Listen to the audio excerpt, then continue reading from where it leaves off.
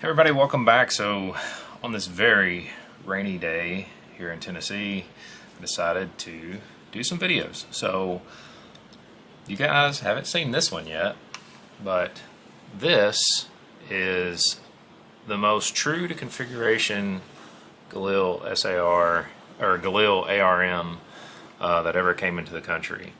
But we're not exactly here to show you this one today, so stay tuned on a future video for this one.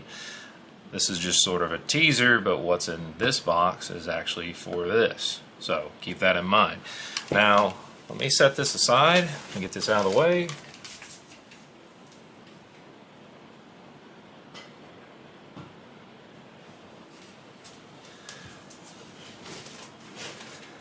And let's take a look at what's in this box today.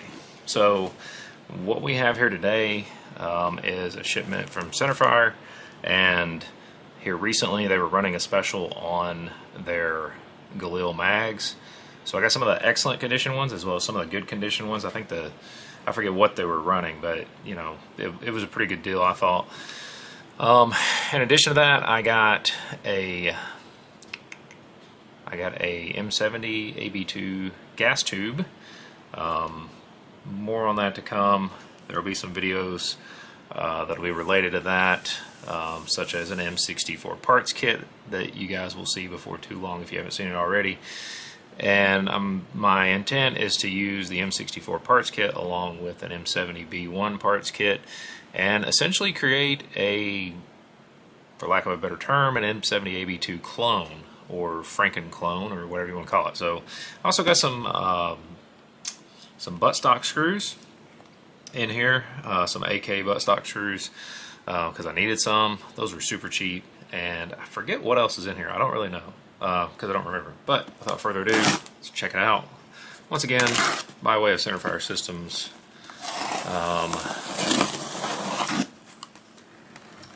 I really don't know what else. Oh, I know what else is in here. Also got one of their 30-something bone M70AB2 barrels. I'm hoping it's in good shape because I know that those are not chrome lined, and you can end up with good ones and you can end up with bad ones. Oh, there's my packing slip. Cool swag item. Now I do know those are some really short. Those are not the right screws. Well, I'm gonna have to contact Centerfire about that. And the wrong screws. Let's get all this out of here. So I'm gonna take a look at what's going on inside this box. Wow, that thing is slathered in cosmoline. Let's put that on top of one of these good condition mags. I think that's all that's in the box.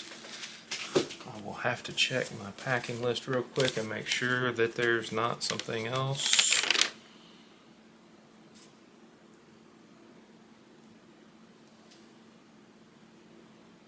There is not. Okay. So they had these but excellent condition Galil mags. Of course, these have the IMI stamping on the bottom with the X. And these things appear to be completely unused. Just a little bit of, basically some, I guess, schmutz on them from sitting around, grease, things of that nature. But these look brand spanking new. Just got some gunk on them. They're really nice. They're just marked IMI with an X. That's the only markings on them. But those are excellent condition ones. And I do believe they are. They don't look like they've ever been used. So then to that end, I also got some good condition ones. Here's our good condition ones. This one simply has a 0 on the side, and this one has simply an X. X and a 12 here, X and a 19 here. One's parkerized and one is blue looking. But they look pretty good. No worries. I don't have any worries about whether or not these are actually going to work, but I knew I needed some for that ARM. Now, let's set that there. So I ordered buttstock screws. Those are not buttstock screws. They're entirely too short. These are buttstock sling swivel screws. They're way too small to be buttstock screws. I mean, I know that. So I'm going to have to probably get back in touch with Centerfire and get that corrected. But let's check out this M70AB2 original Yugo surplus barrel, because I'm very curious to see if I've got one with a good bore. They are pretty gnarly looking. They're pretty heavily covered in junk, and sometimes have some pretty heavy pull marks. But let's see if it's got any good threads.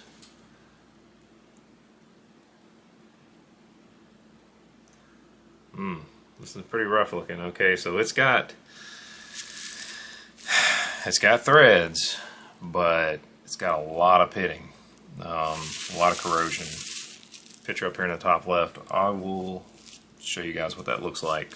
Not super impressed with that.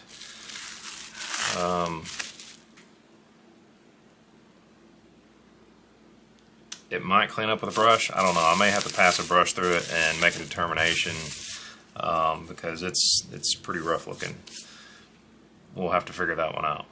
Now, in terms of that Yugo M70AB2 gas tube, just slathered in Cosmoline, but is perfectly usable, and I will be using that. So more to come on that one. That one's going to be something that's going to be a bit of a Franken gun. I'm going to have some fun with that, but I'll let you guys know more about that. In terms of this barrel, I don't think these are as good as the ones they've gotten in the past, but like I said, I'm going to pass a brush through this, and we're going to see what this thing looks like to see if it's actually usable. I'm afraid, though, due to the pitting that's present, it may not be. So I'm going to pause the video here. I'm going to run a brush through this thing, and we're going to see what we're really dealing with. I'll be right back. Alright guys, welcome back. So I grabbed my wonderful Otis cleaning kit. By the way guys, if you've never seen one of these, this is like their all-encompassing cleaning kit. This thing has practically everything. I've got tons of other stuff crammed off in here, but my wife actually got me this one year for Christmas, I believe, and that is like one of the best cleaning kits I've ever had. So I grabbed a 35 caliber brass bristle brush and ran through the bore on this. There was actually a pretty decent amount of what appeared to be rust and possibly carbon come out of it. Now, I've not used any bore solvent or anything on this. Picture up in the top left, guys, that's the after. Of course, I ran this brush through it probably about 8 to 10 times, and I ran it from both ends, primarily from breech to muzzle, and then muzzle back to breech. You know, it's a little frosty, but the rifling is still there. But what I really wanted to do was grab around and perform ye old bullet test just to see how bad it is. Hopefully, hopefully it doesn't swallow this bullet. Now, I'm pretty sure it said on Centerfire's description that these did pass the bullet test, but check that out. That way you guys can see it. But there's definitely still a lot of life left in that barrel. The main thing is just the corrosion, the rifling, which I think it's going to be usable personally. There's a little bit of galling present back here on the journal, but you know, it's not the end of the world there. This will be excellent for just any old kit build, just to kind of have the authenticity, the cool factor associated with it. But I most certainly have to reach out to them about these screws, because those are way too small to be holding a stock on.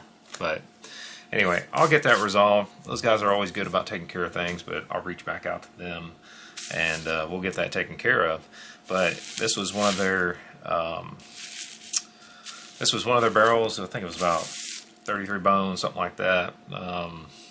You know, just a cheap barrel, just cheap surplus barrel, but you know, it still has some life left in it. So if you're looking for something for possibly just a really cheap build, you know, budget build, whatever, you could probably use one of these. I will state, you guys have probably seen one of my past videos where I got some of these before.